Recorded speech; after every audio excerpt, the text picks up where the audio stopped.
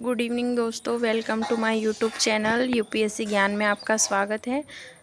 हमने 2 chapters complete कर लिए थे, चैप्टर 1 और चैप्टर 2। अब हम चैप्टर 3 की शुरुआत करने वाले हैं। सरकार क्या है? तो सरकार का एक शाब्दिक अर्थ होता है जो हमारी भाषा में हम कह सकते हैं कि वो जो हर काम करे, जो सरकारी काम सभी करें।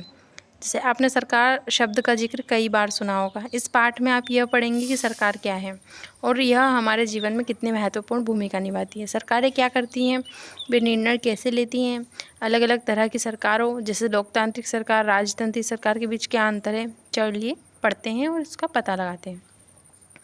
अब जैसे कुछ सरकार के काम। सरकार से कामगारों के अधिकारों की रक्षा की मांग। प्याज की दर में उछाल। सरकार ने प्याज के दाम तय किए, मतलब कम भी कर सकती है, ज़्यादा भी कर सकती हैं, सरकार का काम होता है। बाढ़ पीड़ितों के लिए सरकार की ओर से कुछ राहत सामग्री। सर्वोच्च न्यायालय के लिए 5 और न्यायाधीश सरकार करेगी। कोयला और बिजली विभागों का पुनर्गठन के पक्ष में है सरकार। सरकार ने 15,000 से अधिक गाँवों को सूखाग्रस्त घोषित किया। ये कुछ सूची थी जो सरकार काम करती है, जो करने वाली है, जो सोचती है उसके बारे में। ऐसे ही एक सूची और दी गई है कि सरकार क्या काम करती है, जो अपने न्यूज़पेपर करंट अफेयर में क्या आया हुआ है उसकी सूची बनाई है। ये आप करना। हर एक देश को विभिन्न निर्णय लेने एवं काम करने के लिए सरकार की ज़रूरत होती है। ये निर्णय कई विषयों से संबंधित हो सकते हैं। सड़कें और स्कूल कहाँ बनाए जाएँ, बहुत ज़्यादा महंगी हो जाने पर किसी चीज़ के दाम कैसे घटाए जाएँ, अथवा बिजली की आपूर्ति के लिए कैसे बढ़ाया जाए। सरकार कई सामाजिक मुद्दों पर भी कार्रवाई करती है। उदाहरण के लिए सरकार गरीबों की मदद करने के लिए कई कार्यक्रम चलाती है। इनके अलावा वह अन्य महत्वपूर्ण काम भी करती है, जैसे डाक एवं रेल सेवाएं। सरकार का काम देश की सीमाओं की सुरक्षा करना और दूसरे देशों से शांतिपूर्ण संबंध बनाए रखना भी है। उसकी जिम्मेदारी यह सुनिश्चित करना है कि सभी देश के नागरिकों को पर्याप्त भोजन और अच्छी स्वास्थ्य सुविधाएं मिले। जब प्राकृतिक विपदा घेरती है जैसे सुनामी या भूकंप, तो मुख्य रूप से सरकार की पीड़ित लोगों की सहायता करती है।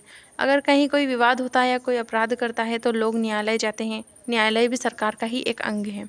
शायद आपको यह जानकर अचरज होगा कि सरकार इतना सब कुछ कैसे कर पाती है और सरकार के लिए इन कामों को करना क्यों ज़रूरी है। जब लोग इकट्ठे रहते हैं और काम करते हैं तो कुछ हद तक एक व्यवस्था की ज़रूरत होती है जिससे आवश्यक निर्णय लिए जा सकें। कुछ नियमों की ज़रूरत होती है जो सब पर लागू हों। उदाहरण के लिए संसाधनों के नियंत्रण और देश की सीमा की सुरक्षा की ज़रूरत होती है ताकि लोग सुरक्षित महसूस कर सकें। लोगों के लिए सरकार कई तरह के काम करती है। वह नियम बनाती है, निर्णय लेती है, अपनी सीमा में रहने वाले लोगों के लिए उन्हें लागू करती है। सरकार का ये काम होता है। कुछ उदाहरण जो सरकार के अंग होते हैं, जैसे सर्वोच्च न्यायालय, भारत पेट्रोलियम और भारतीय सरकार के स्तर। अब आपको पता है कि सरकार कितनी सारी अलग अलग चीज़ों का जिम्मेदार है, तो क्या आप सोच सकते हैं कि सरकार ये सारे इंतजाम कैसे करती होंगी। दरअसल सरकार अलग अलग स्तरों पर काम करती है, स्थानीय स्तर पर, राज्य के स्तर पर और राष्ट्रीय स्तर पर। स्थानीय स्तर का मतलब आपके गांव, शहर या मोहल्ले से है। राज्य स्तर का मतलब जो पूरे राज्य को ध्यान में रखिए, जैसे हरियाणा, असम की सरकार, वो पूरे राज्य में काम करती है। राष्ट्रीय स्तर की सरकार का संबंध पूरे देश से होता है। इस किताब में आप आगे चलकर पढ़ेंगी कि स्थानीय सरकार कैसे काम करती है और आगे की कक्षाओं में राज्य और राष्ट्रीय स्तर की सरकार के कामों के बारे में भी जानेंगे। सरकार एवं कानून। सरकार कानून बनाती है और देश में रहने वाले सभी लोगों को वो कानून मानने होते हैं। केवल यही वह तरीका है जिससे सरकार काम कर सकती है। सरकार के पास जैसे कानून बनाने की ताकत होती है, वैसे ही ताकत भी होती है कि लोगों को कानून बनाने के लिए बाध्य करे। उदाहरण के लिए एक कानून है कि गाड़ी चलाने वाले के पास लाइसेंस होना चाहिए। अगर कोई लाइसेंस के बिना गाड़ी चलाते हुए पकड़ा जाए तो उसे जेल की सज़ा काटनी पड़ती है या जुर्माना भरना पड़ता है। किसी दूसरे कानून को लेकर ये विचार कीजिए कि लोगों के लिए उसे मानना क्यों ज़रूरी है। तो सरकार जो कार्यवाही करती है उसके अलावा अगर लोगों को लगे कि किसी कानून का ढंग से पालन नहीं हो रहा है तो वे भी कुछ कदम उठा सकते हैं। उदाहरण के लिए अगर किसी व्यक्ति को यह लगे कि उसको उसके धर्म या जाति के कारण किसी नौकरी में नहीं लिया गया है, तो वह न्यायालय जा सकता है। ये दावा कर सकती हैं कि कानून का पालन नहीं हो रहा है। तब न्यायालय आदेश देगा कि क्या कदम उठाने की ज़रूरत है। अब सरकार के प्रकार। तो सरकार को निर्णय लेने, कानूनों का पालन करवाने यानी उन्हें बाध्य बनाने की शक्ति कौन देता है।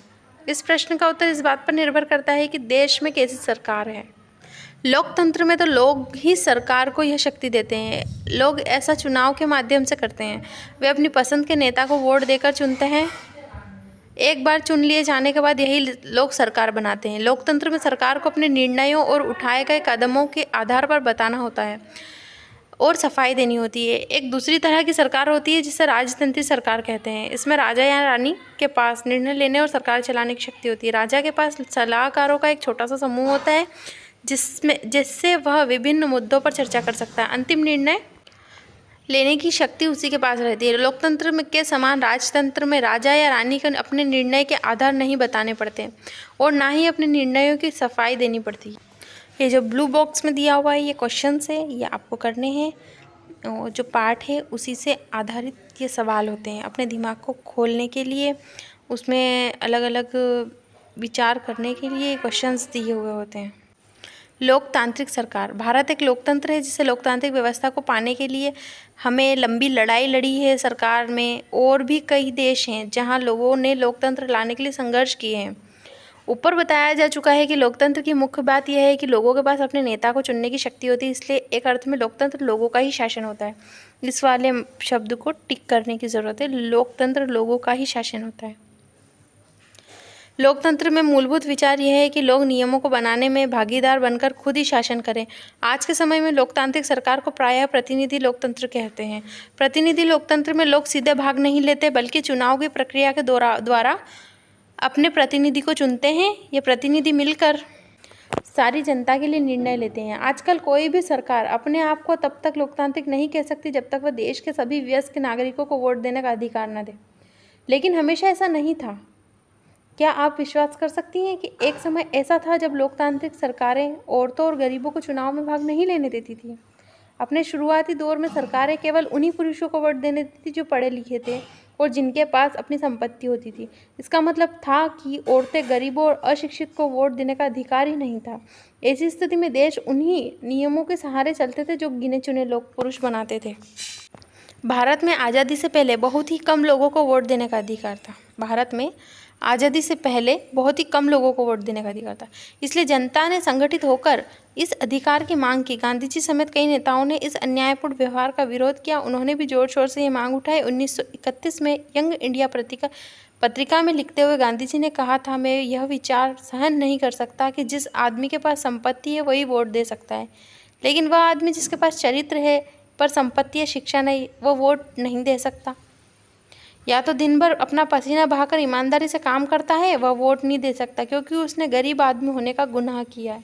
ये बॉक्स में लिखा हुआ है वोट्स फॉर वुमेन्स, बहुत इंपॉर्टेंट है। संसार में कहीं भी सरकारों ने स्वेच्छा से अपनी शक्ति लोगों के साथ नहीं बांटी है। पूरे यूरोप और अमेरिका में महिलाओं और गरीबों को सरकार के कार्यों में भागीदारी के लिए संघर्ष करना पड़ा।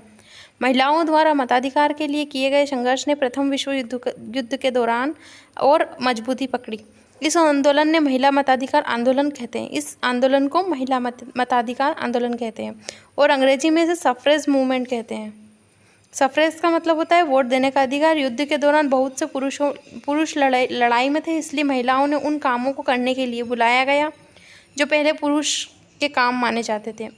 जब महिलाओं ने विभिन्न प्रकार के काम उनकी व्यवस्था करना शुरू किया तो लोगों को यह देखकर बड़ा आश्चर्य हुआ कि उन्होंने महिलाओं और उनकी क्षमताओं के बारे में क्यों इतनी गलत रूढ़िबद्ध धारणाएं बना रखी थी। रूढ़िबद्ध धारणा, ये हमने फर्स्ट चैप्टर में पढ़ा था कि रूढ़िबद्ध धारणा क्या होती है। महिलाएं काम नहीं कर सकती, इस तरह महिलाओं को निर्णय लेने के समान रूप से योग्य माने जाने लगा। महिला मताधिकार आंदोलन के साथियों ने सभी महिलाओं के लिए वोट देने का अधिकार की मांग की। उनकी आवाज़ सुनी जाए, इसके लिए उन्होंने जगह जगह पर अपने लोहे की जंजीरों से बांधकर प्रदर्शन किया। उनमें से कई क्रांतिकारी महिलाएं जेल गई और भूख हड़ताल पर बैठी। अमेरिका में औरतों को वोट देने का अधिकार 1920 में मिला था, जबकि इंग्लैंड की औरतों को यह अधिकार कुछ सालों बाद 1928 में मिला। अब ये कुछ क्वेश्चन हैं जो पृष्ठ संख्या 33 और 34 पर अभी मैं दिखा देती हूँ। मानचित्र, उसमें भारत के राज्य हैं, केंद्र शासित प्रदेश है, जिले हैं, सब दिखाए गए हैं और भारत के पड़ोसी देशों के नाम बताने हैं उसके अंदर। ये पहला क्वेश्चन है। और अपने राज्य, केंद्र शासित प्रदेश, उनके पड़ोसी देशों के नाम बताने हैं। अभी जैसे मैंने बताया था कि स्थानीय सरकार क्या होती है, स्थानीय सरकार क्या होती है, राज्य सरकार क्या होती है, राष्ट्रीय सरकार क्या होती है, क्या क्या काम करती है, क्या उनको क्या निर्णय लेने के हक होता है, वो सब इसमें आपको फिल करना है। ये क्वेश्चन है। उसके बाद अगला कि सरकार शब्द से क्या समझते हैं, जो भी अभी हमने पार्ट में पढ़ा है और अच्छे से समझा है कि सरकार को कानून के रूप में क्या क्या निर्णय लेने और बनाने की ज़रूरत पड़ती है, और लोकतांत्रिक सरकार के आवश्यक लक्षण क्या है, महिला मताधिकार आंदोलन की उपलब्धि क्या थी, ये भी अभी हमने पढ़ा। तो ये क्वेश्चंस जो हमने पढ़े हैं ये वही हैं, तो इसको आप सॉल्व करने की कोशिश करना। नहीं आता है तो कमेंट बॉक्स में क्वेश्चंस पूछ लेना, मैं आपको जवाब दे दूँगी। और मैं आपको मैप दिखाती हूँ, ये मैप है, इसके अंदर जो जो राज्य हैं उसके जो राष्ट्र हैं, जो अंतर्राष्ट्रीय सीमाएं मिल रही है, राष्ट्र की सीमाएं मिल रही है, जो जो अपने आसपास जो दूसरे राष्ट्र मिले हुए हैं, वो देश मिले हुए हैं, वो सब इसमें हैं। तो देखिए एक साइड से हमारे पाकिस्तान की सीमा लग रही है, इधर अरेबियन सी है, इधर बे ऑफ बंगाल है, इधर बांग्लादेश की सीमा मिल रही है। ये रहा भारत का मानचित्र, इसमें पाकिस्तान की सीमा मिल रही है, इधर चीन, इधर बंगाल की खाड़ी है, इधर अरब सागर है, और ऊपर अफ़गानिस्तान है। और ये लद्दाख और जम्मू कश्मीर जब अलग हुआ था राज्य, जब का मैप है ये। आंध्र प्रदेश राज्य के पुनर्गठन के बाद 2 जून 2014 को तेलंगाना भारत का 29वां राज्य बना। ये इम्पोर्टेंट है, नोट्स में कहीं पॉइंट कर लेना, नोट करके लिख लेना। और 31 अक्टूबर 2019 को जम्मू और कश्मीर राज्य 2 अलग अलग केंद्र शासित प्रदेशों में बांटा गया, मतलब जम्मू कश्मीर और लद्दाख अलग अलग होकर 2 राज्य बने। ये क्वेश्चंस आप सॉल्व करने की कोशिश करना, नहीं आता है तो पूछ लीजिएगा। तब तक के लिए मिलते हैं अगली वीडियो में। ये हमारा ये चैप्टर्स कंप्लीट हो चुका है, चैप्टर 3। अब हम चैप्टर 4 पर चलेंगे। पॉलिटी NCERT 6th क्लास की चल रही है हमारी। और अच्छा लगता है तो लाइक करें, सब्सक्राइब करें और अपने दोस्तों को भी शेयर करें ताकि उनकी भी हेल्प हो जाए। मिलते हैं नेक्स्ट वीडियो में 4th चैप्टर में, तब तक के लिए बाय बाय।